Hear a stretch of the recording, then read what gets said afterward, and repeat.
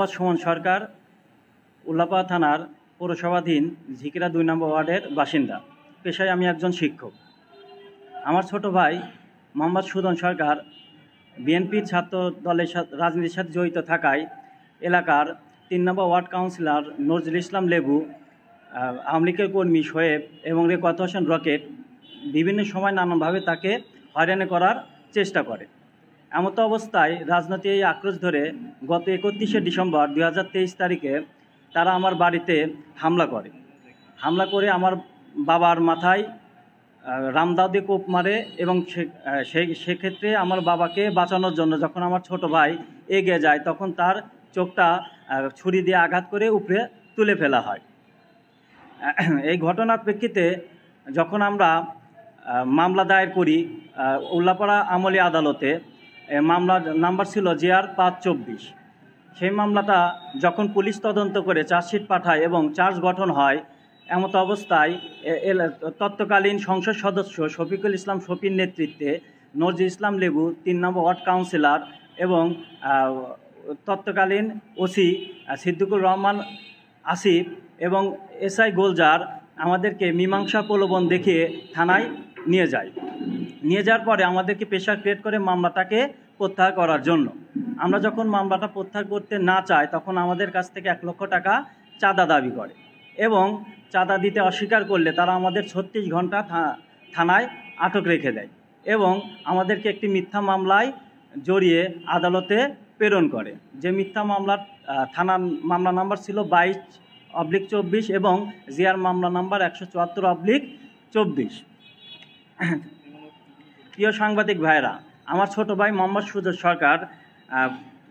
সুজন সরকার পুলিশের উপপরিদর্শক SI পদে পরীক্ষা দিয়েছে। সে রিটার্নে উত্তীর্ণ হয়েছে এবং ভাইবার জন্য অপেক্ষমান ছিল। এমত অবস্থায় তার এই ক্ষতি সাধনের জন্য সে ডিসকোয়ালিফাই হয়ে যায়।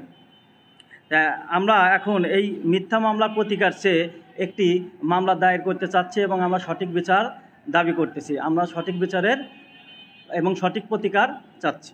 পৌরসভা বা পৌর ছাত্র দলের সাথে জড়িত থাকায় তৎকালীন সময়ে আওয়ামী লীগের সংসদ সদস্য মোহাম্মদ শফিকুল ইসলাম শফি, আওয়ামী লীগের secretary Mohammad Shoaib Ali, Awami League ward councillor Mohammad Nazrul Islam Lebu, এই ৩ জন ষড়যন্ত্র করে আমাকে নানান সময় নানানভাবে ভয়ভীতি দেখাইতো এবং আমাকে ক্ষতি সাধনের চেষ্টা করতো। এরই সূত্র ধরে গত ৩১শে ডিসেম্বর ২০২৩ সালে আমার উপর অতর্কিত হামলা চালায়। তারা তাদের রাজনৈতিক প্রভাবে আমাকে হামলা চালায়। আমার এই চোখের কোপ মেরে আমার এই চোখের দৃষ্টি চিরতরে হারিয়ে যায়। এই দৃষ্টি চিরতরে হারিয়ে কারণে এখন আমি বর্তমানে মানবতার জীবনযাপন করতেছিলাম। আমি একজন পুলিশ সাব ইন্সপেক্টরে কোয়ালিফাই ছেলে। এখন এই দুর্ঘটনা হওয়ার পরে আমি এখন মানবতার জীবনযাপন করছি। তা আমি আপনাদের সাংবাদিক ভাইদের উদ্দেশ্যে বলতে চাই, আপনারা আমার এই বিষয়টা তো দেখবেন। এই ঘটনা ঘটার পর আমার উপর মিথ্যা মামলা দায়ের করেছে, বিভিন্ন সময় আমার উপর মিথ্যা মামলা দায়ের করেছে এবং এই মামলাকে আমাকে হাজতবাসী, এই অসুস্থ অবস্থায় আমাকে হাজতবাসী হয়েছে এবং যখন ওই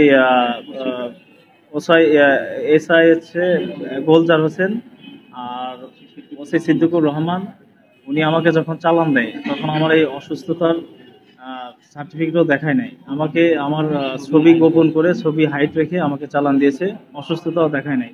কারণ কোর্টে চালান দেওয়ার সময় নিয়ম অনুযায়ী আপনার সার্টিফিকেট দিতে হয় অসুস্থতার জন্য। ওনারা আমার পুলিশ হেফাজতে, ওনারা SI গোলজার যিনি, উনি আমাকে মারধরও করে এবং চাঁদা দাবি করে। চাঁদা না দেওয়ার কারণে ওনারা আমাকে মিথ্যা মামলা করে এই চালান দেয় এবং বিভিন্ন সময় এখনো তারা মামলা প্রত্যাহারের জন্য চাপ প্রয়োগ করে।